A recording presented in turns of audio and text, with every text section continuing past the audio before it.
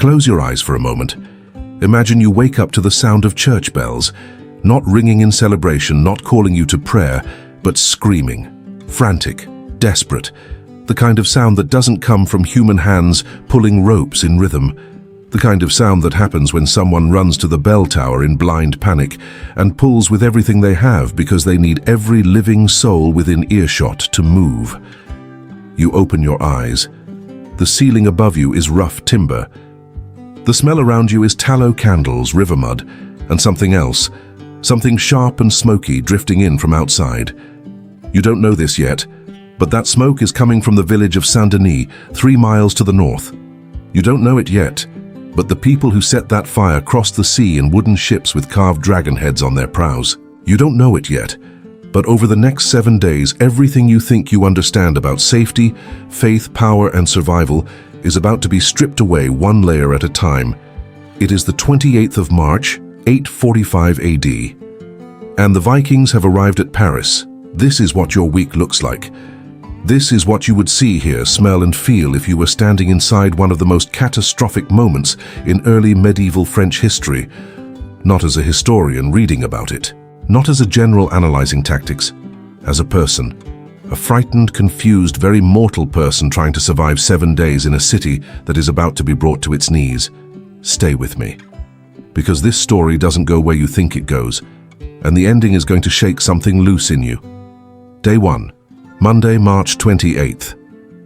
The river brings something new. You've lived on the Ile de la Cité your whole life. In 845, Paris is not the sprawling metropolis you might picture. It is, at its heart, an island, a long narrow spit of land sitting in the middle of the Seine River, roughly the size of a modern city block by modern standards, densely packed with wooden structures, stone churches, workshops, animal pens, and the kind of organized chaos that medieval urban life always produces. The island is connected to the north and south banks by bridges that are more like floating platforms of planked wood, narrow, creaking things that flood seasonally and require constant maintenance. The population of this island and its surrounding banks numbers perhaps 10 to 15,000 people. By the standards of the 9th century, it is a significant settlement. It is the administrative heart of the Frankish kingdom under King Charles, the king everyone is starting to call Le Chauve, the bald, though never to his face. You wake before dawn because you always do. You are a craftsman, a leather worker, let's say. Your workshop is close to the river, which means you have quick access to water for treating hides, and also means you are among the first to notice when the river does something unusual. What it does this morning is reflect fire. You step outside into the pre-dawn grey and you look north along the Seine, and the horizon is the wrong color. There's an orange glow where there shouldn't be one, too low to be sunrise, too sustained to be an accident. You stand there for a moment with river mud cold between your toes, and you feel something you haven't felt in a long time. Actual fear. Because the stories have been circulating for years, decades even. Everyone in the Frankish kingdom has heard what happened in Rouen in 841. The Norse raiders who sailed upriver, plundered the city, massacred the monks, burned what they couldn't carry. Everyone has heard about Nantes in 843, how they arrived on the feast day of St. John and cut through the congregation inside the cathedral itself. Every merchant who comes through Paris has a new rumor, a new horror, a new reason to board up windows and pray. But those things happened there, not here, not Paris. The bells start as you're still staring at the orange glow. Within minutes, the island is awake and churning. People pour out of doors into the narrow lanes, women clutching children, men holding tools like weapons because they don't own actual weapons, monks from the smaller churches moving in tight, frightened clusters. The noise is immediate and overwhelming, shouting in Frankish, in Latin, livestock panicking in their pens, somewhere a dog that won't stop howling. Word moves through the crowd in waves, each wave slightly more terrifying than the last. Ships, Norse ships, on the Seine. How many? Dozens, 100 more. And then the number that will pass through the streets of Paris like a cold wind for the rest of the morning, 120 ships. Now, stop, hold that image. 120 Viking longships on the Seine River, rowing upstream toward your city. A longship of this period carries between 40 and 60 warriors. Do the math, and you arrive at somewhere between 5,000 and 7,000 men. Armed men. Men who have been at sea for weeks and are hungry and angry and absolutely certain of their purpose. You've never seen an army of that size. The Frankish forces that King Charles has managed to mobilize, and they are mobilizing right now, you'll learn. Number perhaps in the low thousands scattered across both banks of the river. They are not well organized, they are not well supplied, and crucially, they have been split. That last detail is going to matter enormously. Remember it. For now, you do what everyone around you is doing. You run back inside, gather everything portable you value, and you try to decide whether the safest place is the island or the mainland. It is the first of many impossible decisions this week is going to force you to make. Day 2. Tuesday, March 29th. The army on the bank, and what Ragnar knows that Charles doesn't. You didn't sleep. Nobody on the Ile de la Cité slept last night. The distant glow from the north faded toward midnight, but the smell of smoke didn't. Neither did the tension. That particular full-body alertness that comes from knowing something catastrophic is close, but not knowing exactly when or from which direction it will arrive. By morning, more information has filtered in from people who fled the northern settlements. The fleet is real. It is enormous. And it is commanded by a man whose name you are going to hear many times in the days ahead, Ragnar. Now here is where history and legend blur in ways that matter. The sources from this period, primarily Frankish chronicles written by monks who had extremely strong feelings about Vikings, give us a leader for this raid, and that name is Ragnar. Whether this is the same Ragnar who later passes into Norse legend as Ragnar Lothbrok, father of the great heathen army that will devastate England decades later, historians genuinely disagree. What is not in dispute is the military reality of what this leader has done. He has done something strategically brilliant. The Frankish king, Charles the Bald, received warning of the fleet's approach. The burning of Saint-Denis was not exactly subtle, and mobilized his forces on both banks of the Seine. This is the logical response. The river is the highway the Vikings are using, so you defend the river. You place forces on the north bank and the south bank, and you make any passage upstream as costly as possible. Ragnar looked at this arrangement and did something Charles didn't anticipate. He split his fleet. One portion of the longships went up the north bank, one portion up the south bank. The Frankish forces on each bank were now facing a Viking force while the other half of their own army was on the wrong side of the river, unable to cross to help them in time. The north bank force, isolated, outnumbered, suddenly aware that help was not coming, broke. You learn this from a soldier who stumbles across the bridge to the island sometime in the mid-morning. He's still wearing his leather armor, but he's lost his spear and he has a cut along his jaw that he's not looking at or acknowledging in any way, which tells you everything about the mental state he's in. He sits down against a wall and stares at nothing, and the people gathered around him piece the story together from fragments. The north bank, the Frankish force there, overwhelmed, many killed, some captured. That word settles into the crowd like a stone into water. Because in 845 AD, Viking raiders do not typically take prisoners for ransom in the way that became more formalized later. They take prisoners for other purposes, labor, trade, or as you are about to learn tomorrow morning, something considerably darker. You spend the rest of Tuesday watching the river. From the higher ground near the island's center, you can see the long ships. Not all of them, but enough. They are anchored in the river, spread across the width of the Seine, forming a kind of floating barricade between the city and anything north of it. Occasionally you can see movement aboard them. Figures. The distant cold glint of metal in grey March light. They are watching you too. King Charles, you hear, is on the south bank. He has established a position there with the remainder of his forces. He is, according to the people who claim to know these things, deliberating, making plans. You hope the plans are good. They are not. Before we go further into this story, if you're watching this channel for the first time, consider subscribing and hitting that notification bell. We put out immersive historical experiences like this one regularly, and the comment section on every video is genuinely one of the best history conversations on YouTube. Drop a comment below. If you were in Paris on March 28, 845 AD, what would you have done? Would you have stayed or run? Let's talk about it. Day 3, Wednesday, March 30th, the 111 men and the price of a bad decision. This is the day that breaks people. By Wednesday morning, the word has spread about the prisoners. 111 Frankish soldiers captured during the rout of the North Bank force. 111 men who survived the initial assault, who laid down their weapons or were too wounded to fight, who perhaps expected to be held for ransom or to be enslaved and taken north. What happened to them instead becomes one of the defining moments of this invasion, and one that every chronicle, every monk's account, every survivor's story will return to with a kind of traumatized repetition.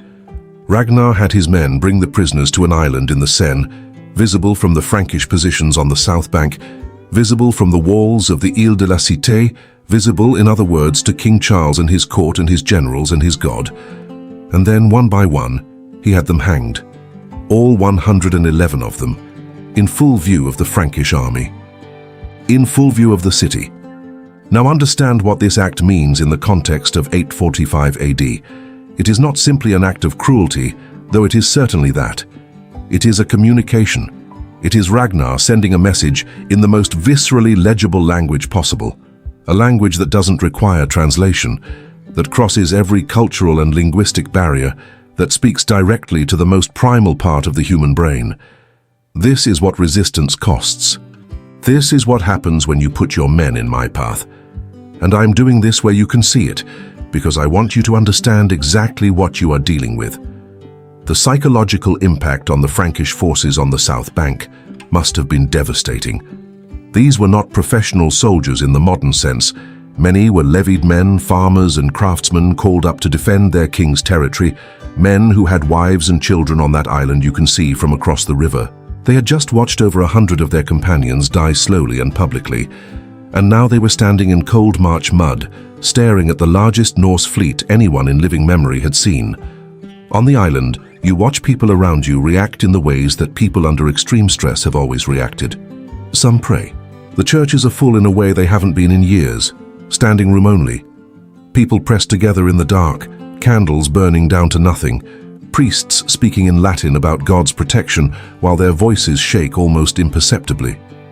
Some plan. A contingent of wealthy merchants and property owners gather near the main hall and argue about what to do with their goods. Load them on boats and move upriver, bury them, pray the Vikings don't cross to the island. The arguments are circular and exhausting and arrive nowhere. Some simply go quiet. You see it in neighbors you've known for years, a kind of internal collapse, a withdrawal from the present moment. They move through the streets like sleepwalkers. They stop making eye contact. And some, a small number but notable, begin making a different calculation entirely. The kind of calculation nobody says out loud, but you can read it in the way certain people stand and look toward the river. How much would it cost to make this stop? That question is the seed of what happens at the end of the week, but it won't bloom for a few more days. First, Wednesday night brings something that no one expected. The sickness begins, not among the citizens of Paris, among the Vikings themselves. The chronicles are somewhat vague on the cause. Dysentery is the most commonly proposed explanation, or possibly some other waterborne illness contracted from the Seine. What the Frankish writers report with considerable satisfaction is that after the hanging of the prisoners, a terrible disease began moving through the Norse camp. Men began dying, not in combat, from sickness, from the inside. The chronicles, written by monks who had very specific ideas about divine justice, interpreted this as God's punishment for the desecration of the prisoners' bodies, the hangings having occurred near sacred ground. The Norsemen, operating within their own cosmology, would have interpreted the same events very differently, likely as an intervention by their own gods or spirits, which required its own ritual response. For you, living on the island in the middle of this, it simply means that Wednesday night brings a strange and eerie stillness from the direction of the Norse camp. Less movement, fewer fires. You take this as hope, which is a very human thing to do. The hope will not last long. Day 4, Thursday, March 31st. What a city looks like when it waits to die. There is a particular quality to the silence of a city that has surrendered to waiting. You notice it on Thursday morning, the fourth day, when you step outside and realize that the normal sounds of the Ile de la Cité have almost entirely ceased.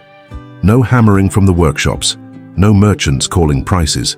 The children who usually chase each other through the lanes between buildings are nowhere. The livestock have been moved or are silent.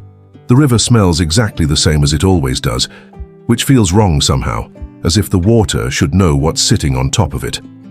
The Norse fleet is still there, despite the illness moving through their camp, despite whatever losses they may have taken from sickness. 120 ships is a number that absorbs considerable attrition and remains terrifying.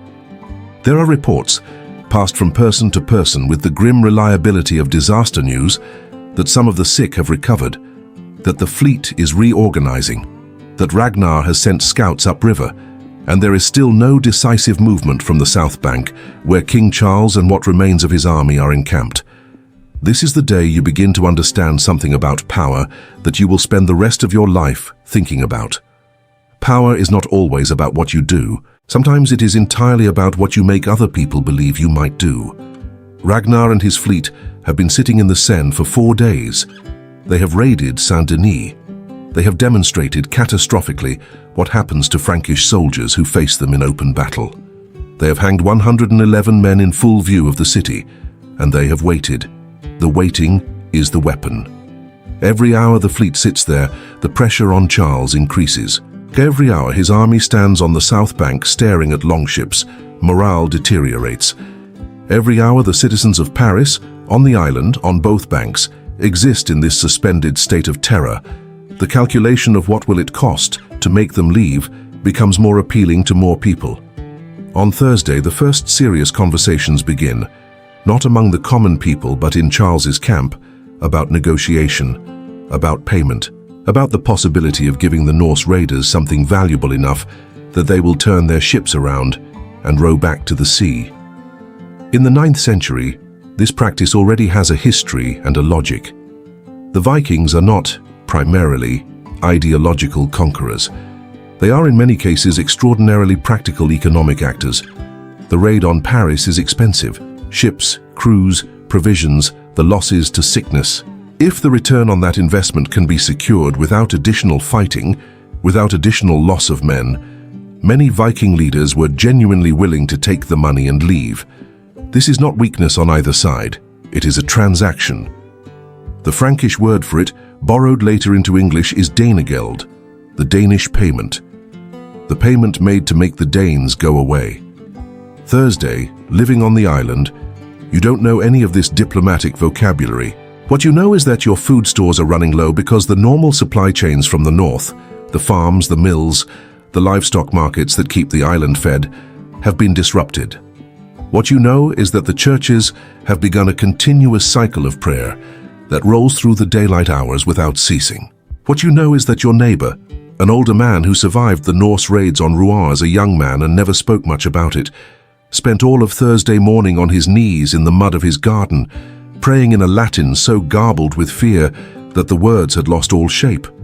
There is a moment late Thursday afternoon when the clouds break and actual sunlight comes through for the first time in days. Thin March sunlight, cold and pale, but real. It falls on the river and turns the water briefly silver. From where you're standing, the Norse ships look almost beautiful in it.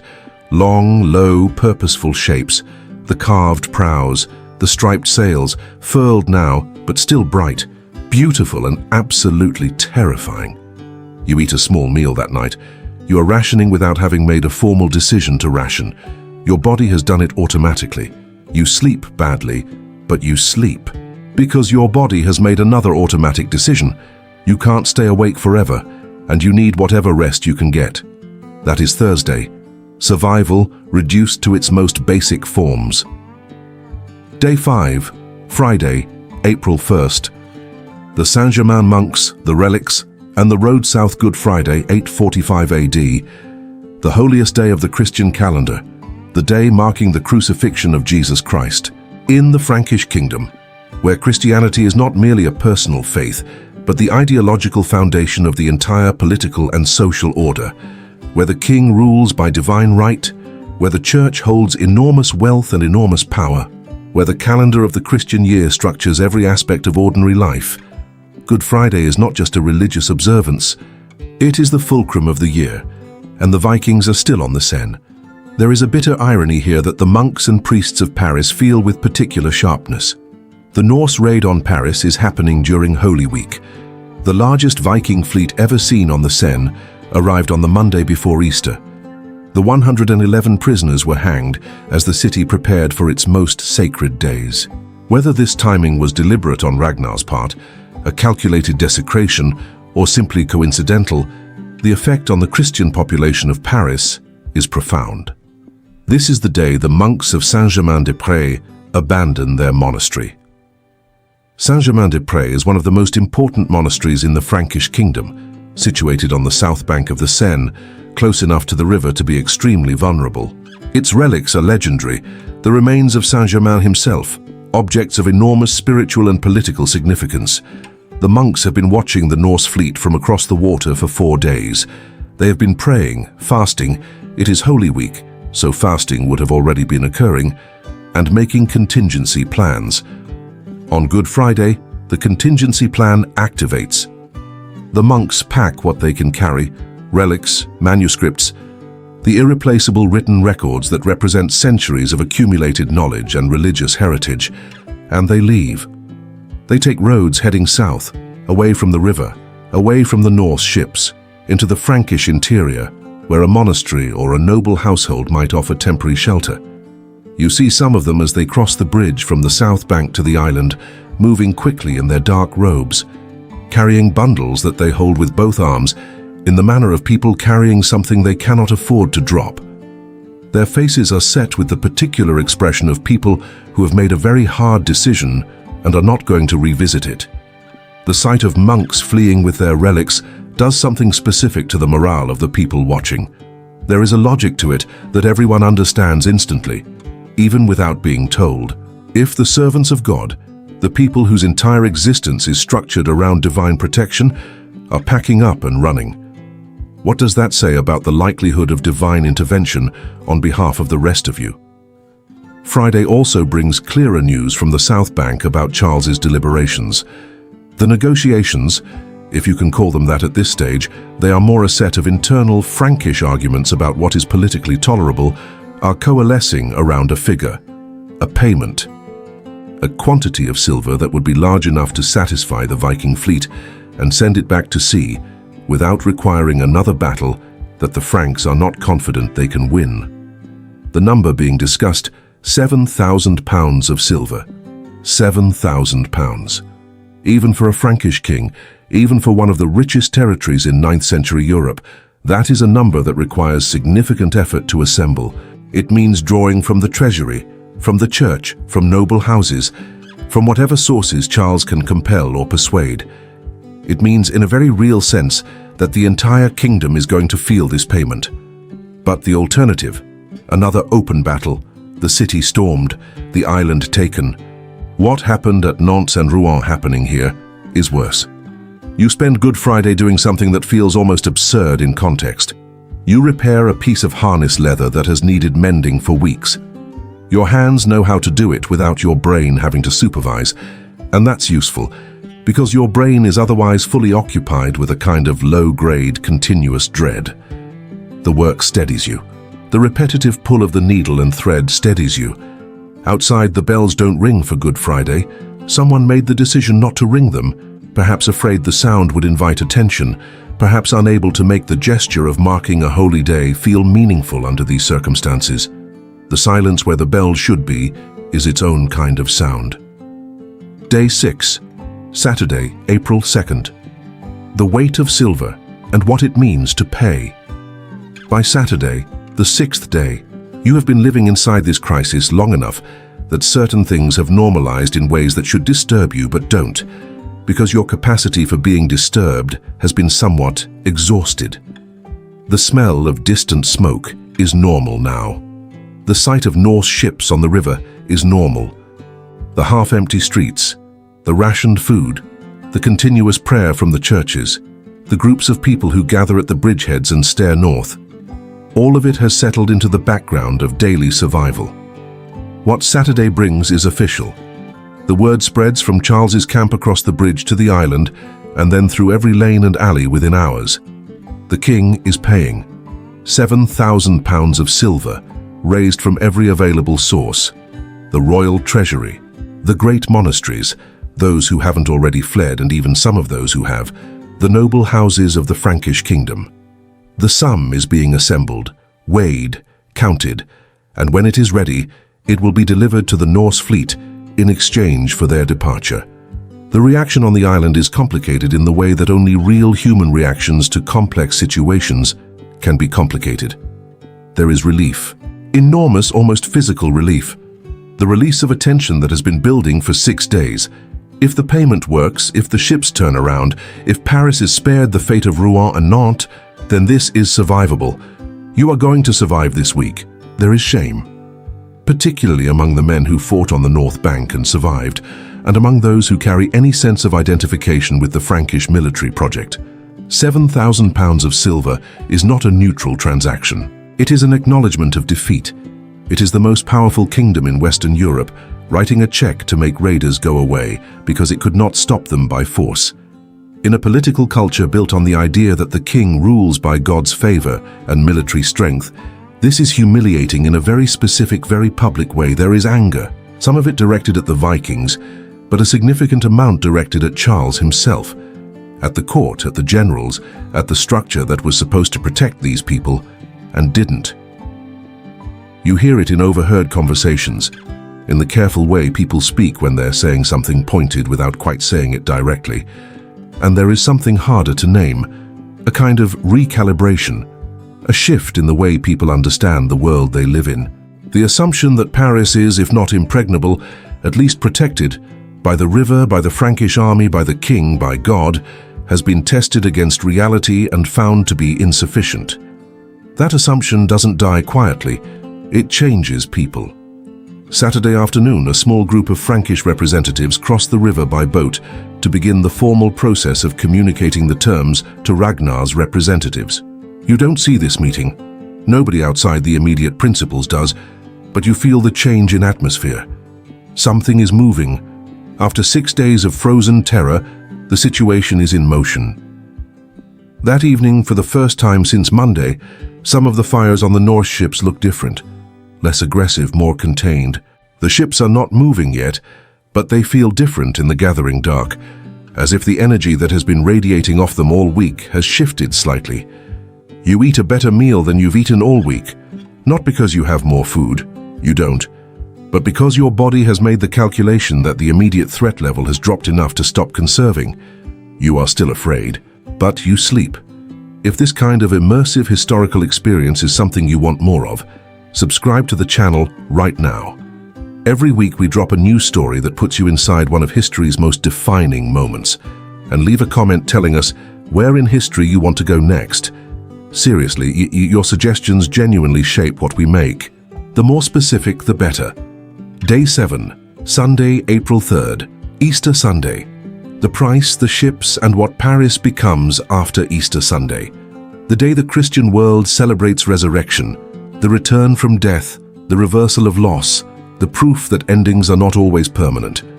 In 845 AD, Easter Sunday in Paris is something that nobody who lives through it will ever describe in straightforward terms. Because what happens today is true to the spirit of the holiday in ways that are deeply uncomfortable to acknowledge. The silver has been assembled, £7,000 of it, an almost incomprehensible quantity, pulled from every accessible source in the Frankish kingdom. It is loaded onto boats in the early morning.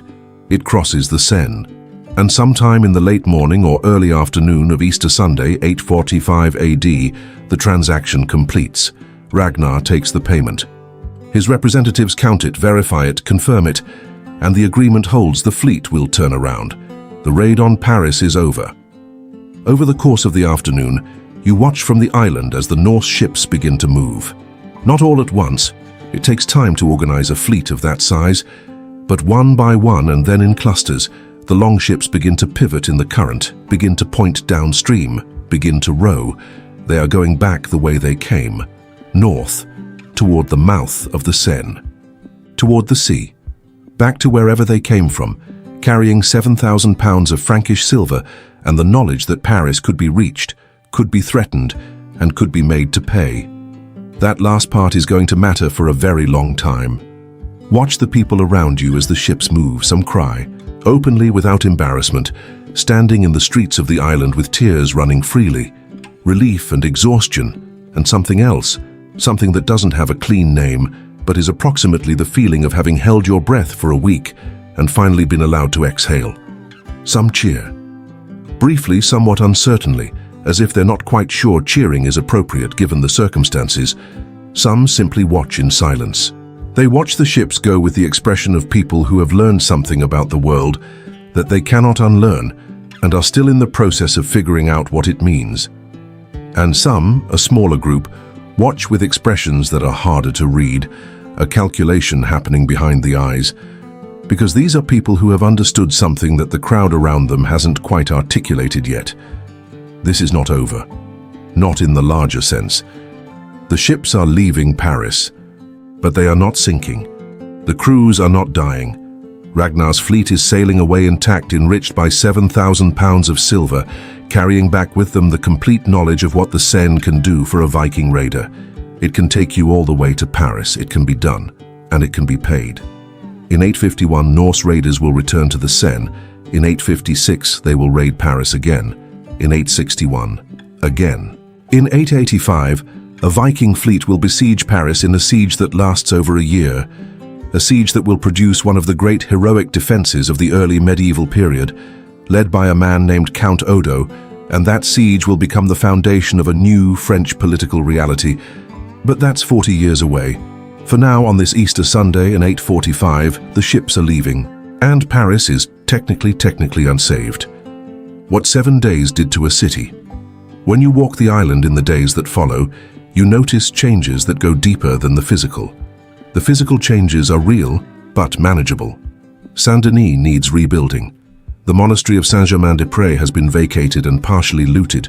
The monks will eventually return, and the relics will come back, but the wound is there. The Frankish army on the south bank is dispersing, men going home to their villages with stories they'll spend years telling. The treasury is depleted in ways that will shape Frankish fiscal policy for years. But the deeper changes are the ones that ripple outward through the decades. Charles the Bald's authority takes a real blow from this, paying 7,000 pounds of silver to raiders, regardless of the military logic, regardless of what the alternatives were, is something his enemies within the Frankish nobility will use against him. The argument that God has withdrawn his favor from the king, that the Norse raids are divine punishment for moral and political failures, will circulate in church circles and political circles with new intensity. The relationship between the church and the idea of Frankish military protection changes. The monks who fled with their relics, who made the entirely rational decision that God helps those who help themselves to a faster horse, those monks come back changed. The great monasteries begin to think differently about their fortifications, their mobility, their relationship to secular military protection. And ordinary people, people like the leather worker on the Ile de la Cité, who spent 7 days watching a Norse fleet from his doorstep, carry something forward that is difficult to quantify, but absolutely real. A knowledge of vulnerability, an understanding that the structures meant to protect them are imperfect, improvised, and dependent on circumstances that can shift without warning. The walls, the rivers, the armies, the kings, the God invoked in the churches every morning, all of it is real and none of it is guaranteed. This is not a uniquely medieval realization, it is a human one. What we should take from this, here is what I want you to sit with after this week. March 28th, 845 AD, Easter Sunday, 845 AD, 7 days. The most important thing that happened in those 7 days was not the hanging of the 111 men, though that was horrifying. It was not the payment of 7,000 pounds of silver, though that was historically significant. It was not even the military and political failure of Charles the Bald, though that reshaped Frankish politics. The most important thing was what happened to ordinary people's understanding of how the world works. Every civilization, every era, every generation has its version of watching the Norse fleet sail up the Seine. The sudden appearance of a threat that the existing structures of protection are revealed to be inadequate against. The week of suspended waiting while power negotiates above you. The transaction that resolves the immediate crisis while creating the conditions for the next one. Paris in 845 AD paid 7,000 pounds of silver. The ships left, and 40 years later, the ships came back. The response to the 1885 siege, Count Odo's defense, the fortification of the bridges, the new military and political arrangements that grew out of the Viking pressure on France, produced the feudal structures that would define European civilization for centuries. The very shape of medieval European governance was partly an architectural response to what happened on the Seine. You don't know any of that, standing on the Île de la Cité on Easter Sunday 845, watching the last of the longships disappear around the bend in the river. You just know you're alive. You know the smoke smell is fading. You know you're going to eat a real meal tonight and maybe sleep without the particular edge of terror that has lived behind your eyes all week. That's enough. For today, that's enough. The river is quiet. The April light is thin and clean and real. You go back inside. The history that followed. For those who want the full picture beyond the 7 days, Ragnar's aftermath. Whether or not the leader of the 845 raid was the historical basis for Ragnar Lothbrok, the raid on Paris entered Norse oral tradition as a defining moment. The payment of 7,000 pounds of silver was understood in the Norse world as a spectacular return on investment, which is precisely why the Seine became a regular route for subsequent raiders. Charles the Bald, he reigned until 877 and made further Danegeld payments during his reign. He also undertook significant defensive construction, including fortified bridges designed to block Norse ships from traveling upriver, a direct military lesson learned from 845. Saint-Germain-des-Prés. The monks returned. The monastery was partially rebuilt. It was raided again in 857 and subsequently abandoned for several decades, the monks moving their relics to safer locations each time. The persistence of the monastic community through repeated destruction is one of the remarkable institutional survival stories of the period. The 885-886 siege, the Viking siege of Paris, under a leader named Sigfrid, lasted over a year and was defended heroically by Count Odo, who became a national hero and eventually king of West Francia. The fortified bridges that Charles the Bald had constructed played a direct role in slowing the Norse advance. Evidence that the lessons of 845 were applied, however, imperfectly. Paris itself, the Île de la Cité, remained the heart of what would become one of the greatest cities in the world. The Cathedral of Notre-Dame de Paris, which in 845 exists only as an earlier structure, not yet the Gothic masterpiece of later centuries, stands today as a continuation of the same impulse that drove monks and priests to ring bells and pray, and sometimes flee in the face of the incomprehensible. The city that Ragnar's fleet threatened on a cold March morning in 845 AD became Paris, became the city of lights, became the city you might visit today and stand on the Île de la Cité and look at the Seine and imagine what the river looked like when it was full of ships. And if you close your eyes and listen carefully, you can almost hear the bells. Paris, 845 AD. 7 days, 120 ships, 7,000 pounds of silver, and a city that refused in the end to stop being itself. Sources and further reading: The Annals of Saint-Bertin, primary Frankish chronicle for this period; Simon Coupland's work on Frankish-Viking relations; Elsa Rosedahl's The Vikings; and Neil Price's Children of Ash and Elm for Norse Perspectives.